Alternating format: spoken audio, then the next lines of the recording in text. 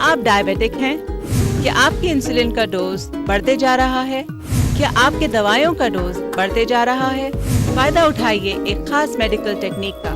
एक हफ्ते के अंदर आपका इंसुलिन और दवाइयों का डोज आधा हो जाएगा।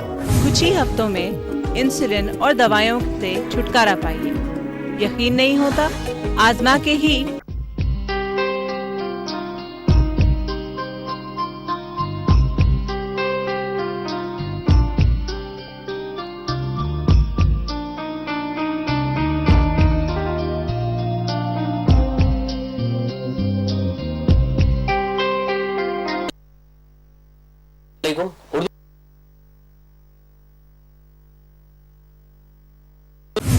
क्या आप डायबिटिक हैं?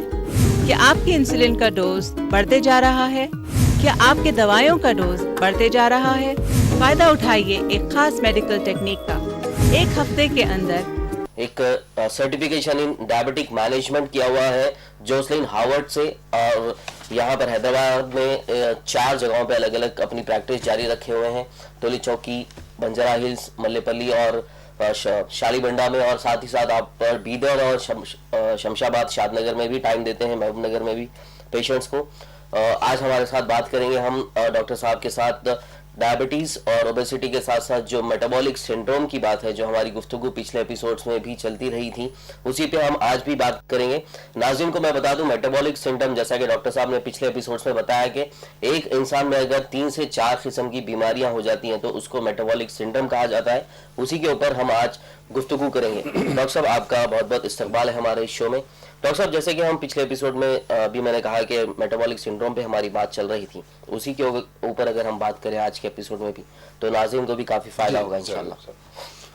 जैसा मैं बता रहा था कि लास्ट एपिसोड में मेटाबॉलिक सिंड्रोम, यानी कि जैसा मुहसिन साहब ने कहा कि अगर 1 से 4 चीज़ें अगर कंबाइंड एक पेशेंट में अगर होती हैं तो हम उसे मेटाबॉलिक सिंड्रोम कहते हैं।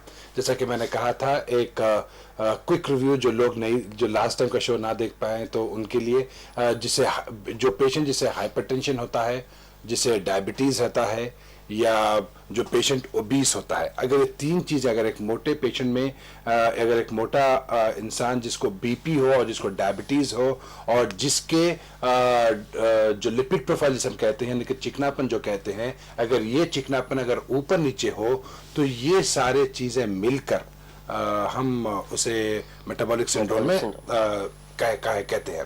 लेकिन इसके अलावा और कई चीज़ें हैं सब, जैसा कि पीसीओडी ले लें, अगर पॉलीसिस्टिक ओवेरियन डिजीज अगर कोई औरतों में अगर देखा जाता है, अगर वो भी होता है, और इसके क्राइटेरियाज होते हैं। जैसे कि वर्ल्ड हेल्थ ऑर्गेनाइजेशन का एक क्राइटेरिया होता है कि अगर 6 चीज़ों में से अगर 3 चीज़ें अगर किसी में होती हैं तो उसे मेटाबॉलिक सिंड्रोम कहते हैं। और एक बहुत ही बड़ा एक पैनल होता है, नेशनल कोलेस्ट्रॉल पैनल, और एक एडल्ट ट्रीटमेंट पैनल बोलकर भी ये दो ऐसे पैनल्स हैं।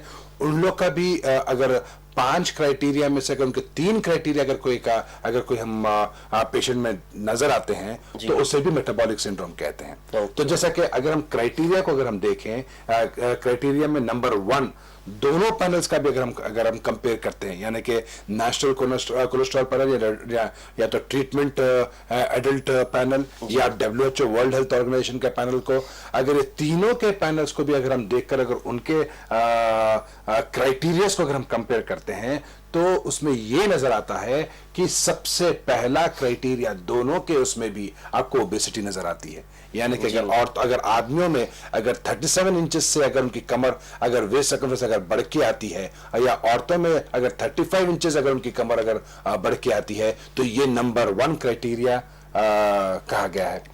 और अगर हम उसी के अगर क्राइटेरिया को अगर नेक्स्ट हम अगर फर्दर जाते हैं तो उसके अंदर हम ब्लड प्रेशर को देखते हैं। अगर ब्लड प्रेशर अगर ग्रेटर देन या इक्वल टू, यानी कि ग्रेटर देन या इक्वल टू 140/90 अगर नजर आता है तो वो क्राइटेरिया 2 हो जाता है। अगर उसी तरह क्राइटेरिया 3 में, ये बहुत अहम चीज है और ये बहुत ही सोचने वाली बात है, जिसे हम इंसुलिन रेजिस्टेंस कहते हैं। यानी कि जो पेशेंट्स में इंसुलिन रेजिस्टेंस होता है और इंसुलिन रेजिस्टेंस की वजह जैसे इम्पेयर्ड फास्टिंग ग्लूकोज लेवल्स या इम्पेयर्ड ग्लूकोज टॉलरेंस, ये 3 अहम चीजें आपको दिखना नजर आ जाती है। अब हमें ये जानना बेहद जरूरी है कि ये इंसुलिन रेजिस्टेंस, मैंने इससे पहले भी इसके बारे में जिक्र किया था, और एक छोटे उसमें से मैं आपको ये समझाना जरूर चाहूंगा कि इंसुलिन रेजिस्टेंस और मोटेपन का बहुत गहरा ताल्लुक होता है। जो लोग, जो पेशेंट जो मोटे होते हैं वो इंसुलिन रेजिस्टेंट बन जाते हैं। यानी कि इसका मतलब ये होता है कि जो बॉडी में जो इंसुलिन नॉर्मल तरीके से जो काम करता है उसका काम करना कम हो जाता है और रेजिस्टेंस बढ़ जाता है। जी देखिए, ये बहुत ही सोचने वाली बात है कि जो हमारा जो फैट होता है, जो हमारे जो मोटेपन में जो विसरल फैट जिसे हम कहते हैं, यानी कि अंदर की जो चर्बी होती है, ये चर्बी के आतरफ ऐसे सेल्स आके बैठ जाते हैं जिसकी वजह से इंसुलिन का काम करना कम हो जाता है, जिसे हम रेजिस्टेंस कहना शुरू करते हैं। और जैसे ही मोटे लोगों में जब इंसुलिन रेजिस्टेंस का बढ़ना बढ़ जाता है, यानी कि अभी ये लोग डायबिटिक नहीं होते हैं, देखिए मोटेपन से इंसुलिन रेजिस्टेंस आता है, इंसुलिन रेजिस्टेंस से आपको डायबिटीज ले लें या मेटाबॉलिक सिंड्रोम में ले लें, यानी कि डायबिटीज आ जाना मोटे इंसुलिन रेजिस्टेंस की वजह से, या आपको पहले इंसुलिन रेजिस्टेंस आपको इम्पेयर्ड ग्लूकोज टॉलरेंस होता है, फिर इम्पेयर्ड ग्लूकोज टॉलरेंस के बाद ही या इम्पेयर्ड फास्टिंग ग्लूकोज के बाद ही आप डायबिटिक हो जाते हैं। तो चेन होती है, तो क्योंकि अगर मोटापन जब होता है तो इंसुलिन रेजिस्टेंस डेवलप हो जाता है। जब इंसुलिन रेजिस्टेंस यानी कि नॉर्मली जो बॉडी का जो इंसुलिन होता है वो जो काम करना कम हो जाता है, यानी कि सब नॉर्मली काम करता है, तो इंसुलिन का रिक्वायरमेंट ज्यादा हो जाता है और बॉडी के शुगर लेवल्स के कंट्रोल कम होना शुरू हो जाते हैं। तो उसके बाद ऑटोमेटिकली पेशेंट होता है कि आप डायबिटीज में तब्दील हो जाता है, या तो वही पेशेंट आप इंसुलिन रेजिस्टेंस जिससे होता है वो बीपी में तब्दील हो जाता है। तो अगर हम अगर पूरे चेन के अगर हम पीछे से लेकर हम देखें तो आपको मोटेपन ही आपको एक जड़ नजर आएगी वहां पर, क्योंकि मोटेपन से इंसुलिन रेजिस्टेंस होना, इंसुलिन रेजिस्टेंस से आपको इम्पेयर्ड फास्टिंग ग्लूकोज होना, इम्पेयर्ड फास्टिंग ग्लूकोज से आपको डायबिटीज होना, या फिर उसके बाद वही दूसरी चेन से हम हाइपरटेंशन होना, या हार्ट अटैक्स के प्रॉब्लम्स होना, या हार्ट की शिकायत हो जाना, या फिर जैसा फैट वजन जैसा बढ़ता है तो फिर घुटनों पे तकलीफ हो जाना या ऑस्टियोआर्थराइटिस हो जाना। ये सारी की सारी चीजें ये एक हल्के में आती है और एक झाड़ के बिल्कुल एक झाड़ होता है ये। जैसा कि अगर हम झाड़ के रूट्स की बात कर लें या स्टेम की बात कर लें या उसके पत्तों की बात कर लें, तो जड़ होता है आपका मोटापा। मोटापन की वजह से ही ये अगर हम स्टेम की बात करते हैं, ये स्टेम की अगर हम बात करें तो ये वर्ड हो गया आपको इंसुलिन रेजिस्टेंस, या इंसुलिन रेजिस्टेंस की वजह से आपको ये जो पत्ते जो होते हैं, ये जितने भी बीमारियां जो पैदा होती है वो होती है इसकी वजह से। तो मेरा हमेशा यही कहना रहता है मेरे व्यूवर्स को, या मेरे ट्रीटमेंट का अंदाज भी जो होता है, मैं यही ज्यादा सोचता हूं कि हमें कोई भी चीज की जड़ को जाना चाहिए, जड़ का ट्रीटमेंट करना चाहिए, ताकि पेशेंट को सिम्टोमेटिक रिलीफ करने से ज्यादा हम उसे जड़ से हम उसे ठीक करें बिल्कुल। तो ये बहुत अहम चीज होती है। तो अगर हम वही बात को अगर फर्दर डिस्कशन हम करते हैं तो दूसरी बात में जैसा कह रहा था कि जो वर्ल्ड हेल्थ ऑर्गेनाइजेशन जो क्राइटेरिया, जैसा मैंने कहा था कि अगर बीपी जिसका 140/90 हो जाता है, या जिसका HDL, देखिए ये जैसा खून के चिकनापन में कई ऐसे चिकनापन होते हैं, अगर हम वही चिकनेपन की अगर हम बात करें तो जैसा कि हम LDL ले लें या VLDL ले लें या IDL ले लें या HDL ले लें, ये खून के अंदर जैसा लिपिड प्रोफाइल जैसे हम नॉर्मली कहते हैं, तो ये लिपिड प्रोफाइल में ये खून के चिकनापन हमें नजर आते हैं। और ये जब इसका ऊपर नीचे हो जाता है, और इसमें खास तौर पे वर्ल्ड हेल्थ ऑर्गेनाइजेशन ने एक खास तौर पे HDL को पिक किया है, और उसका रीजन ये है पिक करने का क्योंकि सबसे अच्छा चिकनापन जो हमारे खून में होता है वो होता है HDL। और एक कॉलर जी जरूर। हेलो, अस्सलाम वालेकुम। जी फरमाइए। हाँ, ये जो है मोटापा, जो बाद डॉक्टर के पास गए तो बताए तो इलाज के लिए हम लोग बोलते हैं कि गोश्त न खाओ, चावल न खाओ, रोटी खाओ बोलते हैं जी। ये सही है क्या, और दुबले होने के लिए क्या करना पड़ता? आपका वेट कितना है? मेरा वेट है देखो 60 है। 60 है? हाँ। और आपकी हाइट? मेरी हाइट देखो 5.7 है। 5.7 है। ये वेट लॉस के लिए किसके लिए वेट लॉस के लिए पूछ रहे थे आप? मैं देखा बहुत दोस्तों ने भी कहते हैं, तो मैं भी गया तो डॉक्टर वही बोलते हैं कि गोश्त मत खाओ, चावल मत खाओ, रोटी खाओ ज्यादा। जी जी, तो वेट लॉस करने के लिए कौन सी चीजें खाना चाहिए नहीं खाना चाहिए वो पूछना चाह रहे हो आप? जी हाँ, वही बोलना चाह रहा था मैं। ठीक है, और कुछ? और कुछ नहीं। ठीक है, कॉल करने के लिए बहुत बहुत शुक्रिया। जी डॉक्टर साहब। क्या नाम बताया इन्होंने? मोहित। मोहित साहब, अस्सलाम वालेकुम। जैसा आपने बताया कि आपका वेट 60 kg आपका वेट बताया और आपकी हाइट आपने 5 feet 7 inches बताई। आपकी हाइट के हिसाब से तो आपका वजन 64 होना चाहिए, आप बल्कि 60 है, तो मैं आपका वजन तो आपके हाइट के हिसाब से तो बिल्कुल बराबर है। लेकिन बास पेशेंट्स में होता यह है कि ज्यादा वजन या तो पेट की तरफ आ जाता है, जिसकी वजह से सेंट्रल ओबेसिटी देखना शुरू हो जाती है, जिसे हम एप्पल शेप जिसे हम कहते हैं।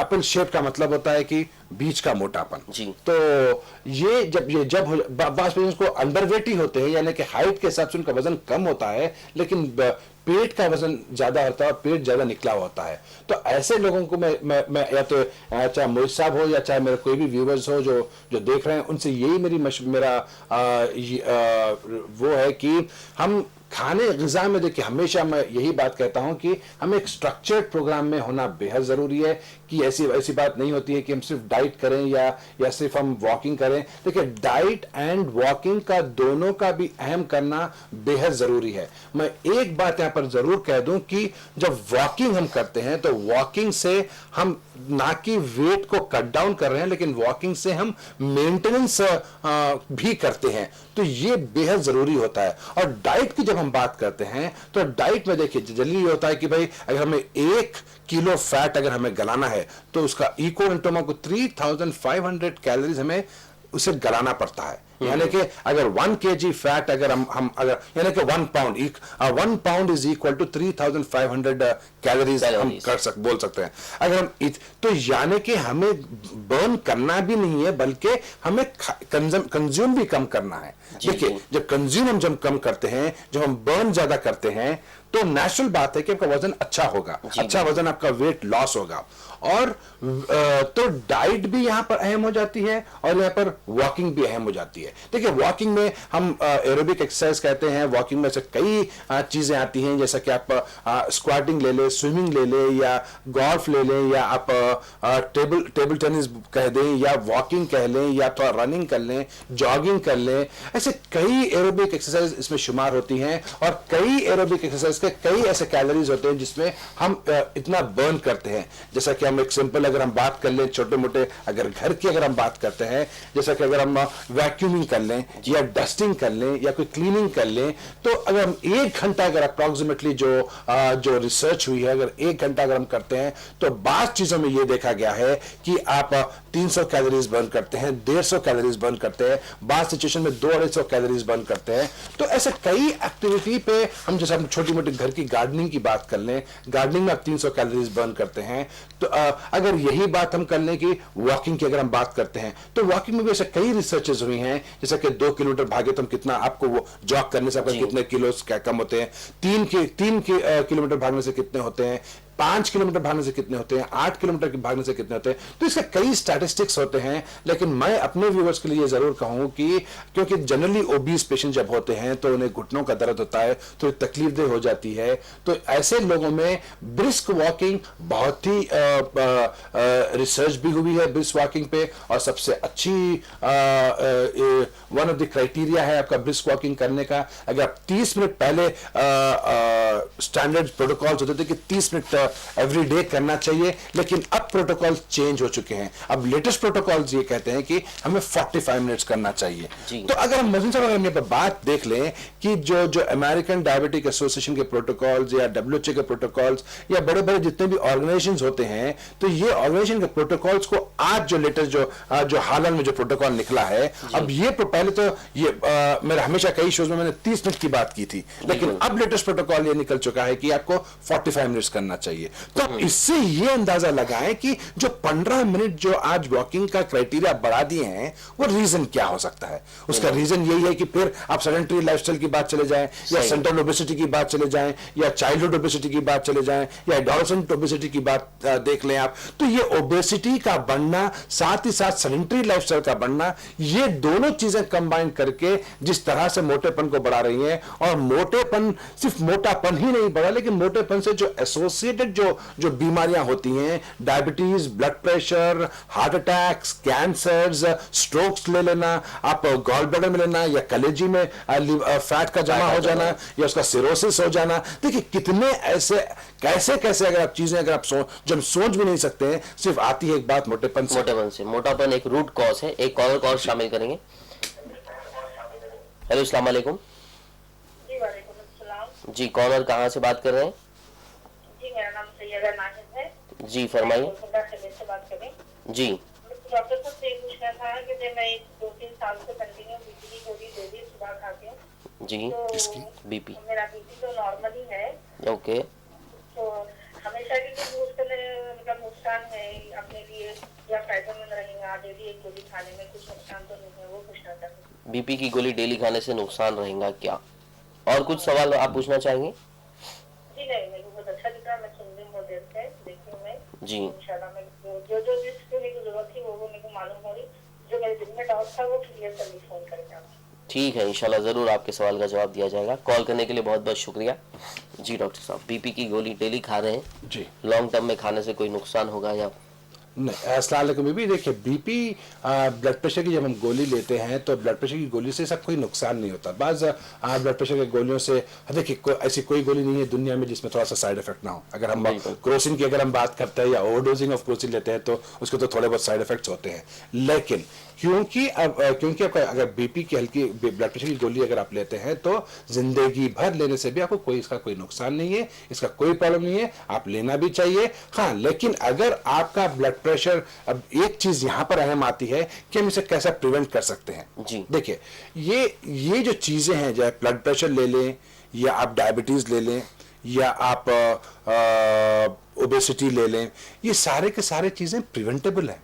देखिए आप प्रिवेंट कर सकते हैं इस चीजों को, यानी कि अभी भी अगर एक बार अगर कोई ब्लड प्रेशर पे भी अगर गोलियों पे भी है या डायबिटिक के भी अगर गोलियों पे भी है, तो मैं ये जरूर कहूंगा कि यहां पर भी आपका प्रिवेंशन हो सकता है। जैसा कि फॉर एग्जांपल अगर हम मोटे पेशेंट्स की अगर बात करते हैं, जिससे ब्लड प्रेशर हो, अगर हम बात कर लें ब्लड प्रेशर की बात कर लें, चाहे वो लीन पेशेंट ही लो, यानी कि दुबला ही पेशेंट हो जिसे ब्लड प्रेशर हो। देखिए अगर लीन पेशेंट भी हो, अगर दुबला हो, तो अगर यही पेशेंट अगर एक डैश बोलकर एक प्रोग्राम है जिसमें ये अमेरिका का सबसे बड़ा एक प्रोग्राम होता है जिसे हम डैश प्रोग्राम कहते हैं, और एक प्रोग्राम है जिसका प्रीमियर बोलकर एक प्रोग्राम है। देखिए ये प्रोग्राम खास तौर पर बनाया गया है आपके ब्लड प्रेशर के लिए। तो ये डैश और जो प्रीमियर जो प्रोग्राम है, ये प्रोग्राम होता है क्या है? देखिए ये प्रोग्राम में यही इंस्ट्रक्शंस दिए गए हैं। ये बहुत ही काफी बड़ा प्रोग्राम है, ये बड़ी रिसर्च हुई है, इसके ऊपर कई इस पर बातचीत हुई सो है, तो मगर एक छोटे और वक्त में हम जितना खुलासे से मैं समझा सकता हूं वो समझाने की मैं कोशिश जरूर करूंगा कि डैश प्रोग्राम का मेजर कॉन्सेप्ट ये है कि हम ब्लड प्रेशर को बगैर गोलियों के या गोलियों से अगर गोली फर्ज की हम हाई डोज पे रहते हैं या थोड़ा कम कैसा कर सकते हैं। अगर हम दुबले लोगों की अगर हम बात करते हैं तो ऐसे लोगों में ये जरूर कहते हैं कि भाई सोडियम इंटेक जो होता है, यानी कि सॉल्ट इंटेक जो होता है, वो हम कम कर दें। देखिए नमक कम कर दीजिए। अगर आप खाने में अगर नमक अगर आपके लिए नहीं, अगर घर के लिए भी अगर हम आगे फ्यूचर को जिंदगी भर के लिए अगर हम कम हमें ब्लड प्रेशर नहीं चाहिए तो प्रिवेंटेबल है, ये आपके खुद के हाथ में होता है काम करवाना। क्योंकि अगर हम नमक को कम कर दें तो नेचुरल बात है कि आपका सोडियम इंटेक कम हो जाएगा। जब सोडियम इंटेक कम हो जाएगा तो आपका ब्लड प्रेशर ऑटोमेटिकली आपका एक बेसलाइन पे आ जाएगा। तो जो डोजिंग का जो सिस्टम होता है, जो लोग 80 मिलीग्राम लेते हैं, जो 40 मिलीग्राम लेते हैं, या जो 1 से 4 ब्लड प्रेशर की दवाओं पर जो आ जाते हैं, तो ये 4 से 2 हो जाते हैं, 2 से 1 हो जाते हैं। तो अगर हम देखें तो फिर बात आ जाती है कि आपके खाने पीने पे, आपके रहन सहन पे, आपके उठने बैठने पे। देखिए बात जहां पर भी अगर हम लेकर जाए तो घूम फिर कर आती है वहीं पर बात। तो अगर हम सोडियम इंटेक कम कर लेते हैं, सॉल्ट इंटेक कम कर लेते हैं, आप खाइए कुछ भी, आप खाइए कुछ भी, लेकिन अगर ब्लड प्रेशर को अगर हम कंट्रोल करना है तो यहां पर ये बात है। अगर यही पेशेंट अगर मोटा और बीपी का पेशेंट को ले लें तो मोटे पे अगर तो ये कहा गया है कि ये तो स्टैंडर्ड्स हैं, इस पर तो रिसर्च हो चुकी है कि अगर हम 1 किलो वजन अगर हम कम करते हैं तो आपका बीपी का 1 mmHg आपका कम हो जाता है। और इसी बात को अगर हम साथ में ले लें कि वॉकिंग को ले लें, अगर ब्रिस्क वॉकिंग को ले लें, जितना भी हम वॉक करते हैं तो वी लूज लॉट ऑफ क्या कहते हैं आप पसीना छूटता है, तो सॉल्ट छूटता है आपका। जब सॉल्ट निकलता है तो आप फिजिकली फिट रहते हैं और आपका जो बीपी का जो ब्लड प्रेशर का जो वो होता है वो होता है। और सबसे मोस्ट इंपॉर्टेंट वॉकिंग करने से ये होता है कि अंदर का जितना भी जो खून के जो नलियां होते हैं हर जगह, जितना भी हमारे जिस्म में जितने भी खून के नलियां होते हैं उसका जो रेजिस्टेंस होता है वो कम होना शुरू हो जाता है। यानी कि जो खून के नलियां जो बारीक हो जाते हैं वो थोड़ा सा खुलना शुरू हो जाते हैं, इलास्टिक पना बढ़ जाता है और खून का प्रेशर कम होना शुरू हो जाता है। तो खून का प्रेशर कम होना शुरू होता है तो आपका नेचुरली आपका ब्लड प्रेशर कंट्रोल में आना शुरू होता है। तो ये बात चाहे वो दुबले ले लीजिए चाहे वो मोटे पेशेंट्स को ले लीजिए, दोनों में भी बात यहाँ पर जाती है कि मोटे लोगों को उनका वजन कम करना चाहिए, दुबले लोगों में उनका डाइट पे कंट्रोल करना चाहिए और उनको वॉकिंग करना चाहिए, ब्रिस्क वॉकिंग। तो यहाँ पर क्राइटेरिया ये बहुत इंपॉर्टेंट है। ये ब्रिस्क वॉकिंग बीपी अगर किसी का लो है या हाई है दोनों भी कर सकते हैं या नहीं? देखिए अब लो ब्लड प्रेशर की अगर हम जब बात करते हैं तो उसके क्राइटेरिया अलग हो जाता है। जैसा कि अगर 60 है या उनका ब्लड प्रेशर नीचे का कितना होता है, यानी कि 120/60 जा रहा है या 50 जा रहा है या 670 जा रहा है, तो ऐसे क्राइटेरिया तो हम we don't allow them. Low blood pressure को तो हम अलाउ नहीं करते हैं, लेकिन वॉकिंग थोड़ा बहुत कर सकते हैं। देखिए अब कितना उनका कॉन्स्टेंटली रहता है क्या रहता है वो तो हम देखना ही पड़ेगा, लेकिन जो ब्रिस्क वॉकिंग इन जनरल चाहे वो लो वॉकिंग थोड़ा सा, लेकिन कैजुअल वॉक भी आप कर सकते हैं। जरूरी नहीं कि ब्रिस्क वॉकिंग करें। जो नॉन डायबिटिक हो या नॉन हाइपरटेंसिव हो, जिसको शुगर ना हो, जिसे वो ना हो, जो मोटा भी ना हो, तो मेंटेनेंस के लिए तो करना पड़ेगा बिल्कुल। क्योंकि वॉकिंग एक ऐसी चीज है जो आपके कैलोरीज ही बर्न नहीं करती बल्कि आपके मोटेपन को मेंटेन करती है। मोटापन तो हटा दीजिए, आप मोटेपन के साथ साथ आपके बीपी को मेंटेन करती है, आपको बीपी आने से बचा देती है, आपको शुगर आने से बचा देती है। तो कई चीजें इसके फायदे हमें नजर आती हैं। तो ये बेहद जरूरी होता है कि ये एक स्ट्रक्चर्ड तरीका होता है, कोई भी चीज करने का एक डिसिप्लिन होता है, एक कमिटमेंट होता है, एक अप्रोच होता है कि हम कैसे अप्रोच करें। देखिए कई लोग मेरे पास मुझे साहब कई पेशेंट्स आते हैं, डॉक्टर साहब मैं हर चीज मैं बहुत कम खा रही हूँ, मैं कुछ भी नहीं खा रही हूँ। मैं देखिए बात कुछ भी खाने का नहीं है, बात यह है कि वो कुछ भी जो भी खाते हैं वो क्या खाते हैं वो इंपॉर्टेंट चीज होती है। देखिए बात लोग मेरे पास बोलते हैं कि भाई डॉक्टर साहब मैं कुछ भी नहीं खा ली, मैं आज एक थोड़ा सा इतना चावल खा ली। देखिए अगर हम चावल की बात, अगर अब यहां पर सबसे मोस्ट इंपॉर्टेंट चीज होती है आपका कार्बोहाइड्रेट इंटेक। यानी कि एक्चुअली हमें अगर अब देखिए कई डायबिटिक पेशेंट्स के शुगर लेवल्स को जब हम कंपेयर करते हैं तो बाज लोगों का फास्टिंग शुगर लेवल 70 होता है, पोस्ट प्रेंडल 270 होता है, मतलब बहुत बड़ा वेरिएशन होता है। और बाज वक्त ऐसे पेशेंट्स भी होते हैं जो बहुत ही वियर्ड टाइप के उनके शुगर लेवल्स होते हैं ब्लड के अंदर। एक बाज लोगों के एकदम ऊपर शूट अप हो जाते हैं ब्लड शुगर लेवल्स, या बाज लोगों के नीचे का एकदम नीचे आ जाते हैं। तो ऐसे इतने वेरिएशंस होते हैं। तो ये वेरिएशंस का क्या प्रॉब्लम्स हो सकते हैं, ये वेरिएशंस होते क्यों हैं? देखिए ये बहुत हमारे अगर हम पूरे को गुण फिर के फिर जब बात करते हैं तो आपकी फिजिकल एक्टिविटी की बात होती है, आपका कार्बोहाइड्रेट काउंटिंग क्या चीज है। देखिए ये बहुत ही इंपॉर्टेंट चीज है। 3 चीजों पे ये बात निर्भर होती है या बात आती है। एक तो कार्बोहाइड्रेट काउंटिंग, एक तो आपका ग्लाइसेमिक इंडेक्स के खाने पीने। देखिए हम हर खाने पीने को एक मेडिकल टर्म में ग्लाइसेमिक इंडेक्स एक टर्म यूज कर देते हैं कि वैसे कौन से खाने हैं जो आपके खून में एकदम ब्लड शुगर लेवल्स को बढ़ा देता है जी, या ऐसे कौन से खाने से एकदम ब्लड शुगर लेवल्स बढ़ जाते हैं, तो आपका ग्लाइसेमिक इंडेक्स पे बात आ जाती है। फिर ऐसे कौन से खाने हैं जिसका ग्लाइसेमिक लोड बढ़ा हुआ है। देखिए 3 चीजें यहाँ पर बहुत अहम होती है ऐसे पेशेंट्स में, जब पर जिसका शुगर लेवल एकदम ऊपर आता है एकदम नीचे आता है, कभी नीचे होता है कभी ऊपर होता है, बहुत वेरिएशन होते हैं। इसे एक्चुअली इसे हम एक टर्म में कहते हैं जो ब्रिटल डायबिटीज एक वर्ड ऐसे पेशेंट्स के लिए यूज किया गया है, जो शुगर लेवल्स बिल्कुल स्पाइक्स पे होते हैं, कभी एकदम कम होते हैं। तो फिजिकल एक्टिविटी ले लीजिए, सेडेंटरी लाइफस्टाइल ले लीजिए, कार्बोहाइड्रेट काउंटिंग ले लीजिए, ग्लाइसेमिक इंडेक्स कौन सा खाने नहीं खाते हैं उस पर डिपेंड करता है, ग्लाइसेमिक लोड पर डिपेंड करता है। तो बात आती है कि आप एग्जैक्टली लेते क्या है। देखिए आप बढ़ के देखिए एक चीज में अगर मैं बोलूं कि आप फर्ज कीजिए लीजिए मेरे को एक चीज बोले कि डॉक्टर साहब मैं एक पेप्सी पी लिया, एक अंदाजा लगा, एक एग्जांपल दे रहा हूं मैं आपको कि आप एक पेप्सी पी लिए और एक जने में आके बोलता है डॉक्टर साहब मैं एक आधी मुर्गी में चिकन खा लिया। देखिए बहुत ज्यादा फर्क है।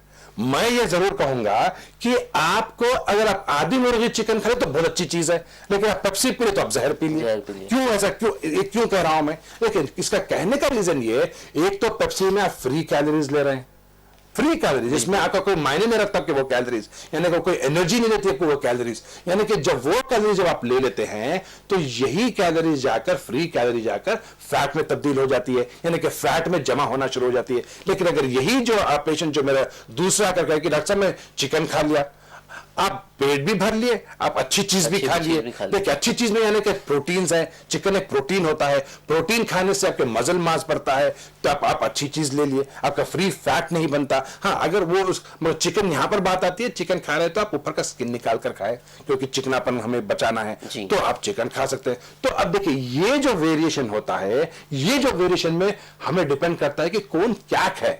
सही है, थोड़ा ही खाए होंगे, अक्सर मेरे पेशेंट ये कहते हैं थोड़ा ही खाए डॉक्टर साहब, थोड़ा, वो थोड़ा भी क्या खाया, क्या खाया वो इंपॉर्टेंट है। हाँ वो थोड़े से, अगर मैं फर्ज की वही पेशेंट को बोला कि आप ये पेप्सी मत पीजिए, आप ये चिकन खा लीजिए, पेट भी भरेगा, आपका अच्छा स्ट्रेंथ भी लेगी, आपके बॉडी की भी अच्छी चीज है, तो आपको दोनों में भी आपको फायदा हो जाएगा। बिल्कुल, देखिए आप अंदाजा लगा सकते हैं। अब एक पेशेंट ऐसा भी देखे, एक और मैं आपको एक एग्जांपल देता हूं। यहाँ पर एक 3 ग्लास आप ये कह लें कि कैरेट जूस ले ले, कैरेट जूस यानी कि गाजर का जूस। एक जना बोला कि भाई मैं एक पास्ता की अगर हम बात करते हैं, तो अब ये दोनों में अगर पेशेंट मेरे पास आके, 2 पेशेंट अगर मेरे पास आए और बोले कि भाई डॉक्टर साहब मैं 3 ग्लास जूस पीऊं या एक आधा कप पास्ता खाऊं। देखिए अगर हम यहां पर बात करते हैं, अगर वही पेशेंट आके बोला कि मैं 2 कप खाली पास्ता खाया, डॉक्टर साहब 2 कप क्या चीज है, 2 कप कुछ भी चीज नहीं होती, छोटी चीज होती है। 3 ग्लास करेले का आपका कैरेट का जूस आपका is equal to 1 cup of pasta. अगर आप लोग आके बोले तो मैं बोलूंगा अगर भाई आप गाजर का अगर ये खा लिए तो आपकी फ्री कैलोरीज भी नहीं है ज्यादा, आपको आप अच्छी चीज है, पेट भी भरा रहेगा, आपकी बॉडी के लिए भी बहुत अच्छी चीज है। अगर वही जब 2 कप को पास्ता मत लीजिए, 1 कप पास्ता ले लीजिए, या तो 3 ग्लास आप गाजर का ये पी लीजिए। लेकिन कौन पीगा 3 ग्लास? देखिए बात पीते नहीं है। देखिए अच्छा, खाने पीने के जो चीज होती है, एक स्टेटमेंट है मुझसे साहब, बहुत बड़ा स्टेटमेंट है ये कि you are what you eat. आप वही है, आप वही नजर आते हैं जो आप खाते हैं। सही है। देखिए तो बात जाने तो कहते हैं कि भाई एक अच्छा टर्म भी आता है कि विरासत का है। डॉक्टर साहब पुराने लोगों में मेरे उनके उसमें दादा पूर्व पे थी मेरे को। तो देखिए मोटापन अगर जेनेटिक तो था ही था, जेनेटिक हो सकता है, जेनेटिक था, लेकिन जेनेटिक पे हम और एक ब्रिक ऊपर लगा दे रहे हैं सेडेंटरी लाइफस्टाइल की, और आज सारी दुनिया परेशान है ये सेडेंटरी लाइफस्टाइल से। देखिए आपके एक ब्रिक तो ऑलरेडी जेनेटिक ब्रिक तो है, लेकिन ये बात मैं कह दूं कि जेनेटिक आपको होने से भी, यानी कि विरासत में मोटापन होने से भी ये बात नहीं तय हो जाती कि आपका मोटापन नहीं लूज करेंगे आप। बिल्कुल आप मोटापन लूज कर सकते हैं आप। देखिए 150 कैलोरीज को बर्न करिए और कम कैलोरीज खाइए। कंजम्पशन ऑफ कैलोरीज कम खाइए, मतलब कंजम्पशन कम लीजिए और 150 कैलोरीज को बर्न करिए, तो बात हो गई आपको वेट लॉस, यानी कि वेट आपका गिर जाएगा। घूम फिर कर बात सब यही आ जाती है कि मोटापा रहने दीजिए, या मोटापे के बाद जितने भी बीमारियां हैं आप ले लीजिए, रूट कॉज है खाने पीने से। जो आप खाएंगे उसी के हिसाब से आपकी बॉडी आपकी फंक्शनिंग करेगी, और उसी के हिसाब से या तो आप मोटे रहेंगे या फिर दुबले होते रहेंगे। लेकिन नाज़रीन फिलहाल यहाँ पर हुआ एक छोटे से ब्रेक का वक्त, मिलते हैं इस छोटे से ब्रेक के बाद।